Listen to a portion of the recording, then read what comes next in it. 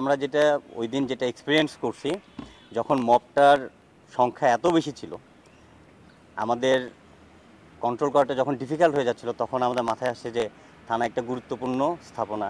এটার মধ্যে অনেকগুলো ফ্যামিলি আছে, প্রায় 200-300 ফ্যামিলি আছে, এখানে পুলিশ সদস্য আছে। ক্ষুব্ধ বা উচ্ছৃঙ্খলকারী কিছু নাগরিক যারা অনেক পুলিশ সদস্যকে হত্যা করছে, আহত করতেছে।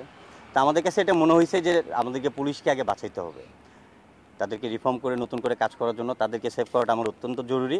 এছাড়া ওই থানার ভেতরে ব্যাপক অনেক অস্ত্র রয়েছে। যদি এগুলো সন্ত্রাসীদের কাছে চলে যেত, তাহলে এটা আমাদের নিরাপত্তার জন্য একটা চ্যালেঞ্জ হয়ে যেত।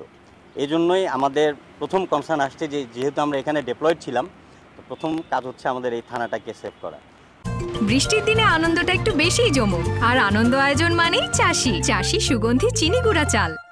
এই চিন্তা থেকেই আমরা এই থানাটাকে আমরা লাস্ট কয়েকদিন থেকে সিকিউরিটি দিয়ে যাচ্ছি এবং তাদের যত ধরনের সাহায্য সহযোগিতা প্রয়োজন সেই জিনিসগুলো চালাই যাচ্ছি। এছাড়াও আপনাদেরকে জানাচ্ছি যে এই এলাকার বিভিন্ন ব্যবসায়িক প্রতিষ্ঠান, ব্যবসায়ী মালিক সমিতি, গণ্যমান্য ব্যক্তিবর্গ, students, teachers, scouts, BNCC, answer বাহিনী, তাদের সবার সাথে আমাদের সমন্বয় সভা করেছি, যার মাধ্যমে সবাই আমাদেরকে আশ্বস্ত করেছেন যে পুলিশকে নতুন করে রিফর্ম করে তাদের কার্যক্রম অল্প সময়ের মধ্যে শুরু করার জন্য তারা সকলেই আমাদের সাথে পুলিশ ভাইদেরকে সবাই সাহায্য সহযোগিতা করবে, এভাবে আমাদেরকে সবাই আশ্বস্ত করেছে।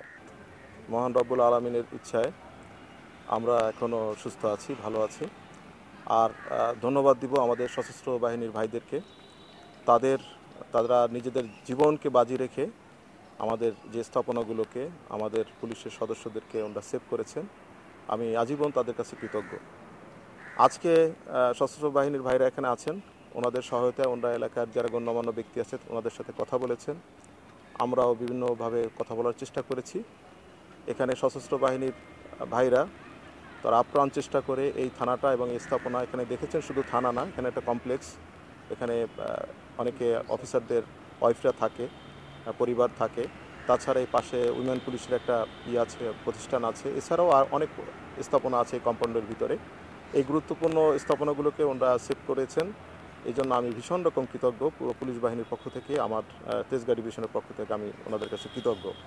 আজকে আমরা প্রথম কাজ শুরু করেছি এবং ওনাদের সহায়তায় আপনারা দেখতে পাচ্ছেন প্রচুর সশস্ত্র বাহিনীর ভাইরা এখানে আছেন।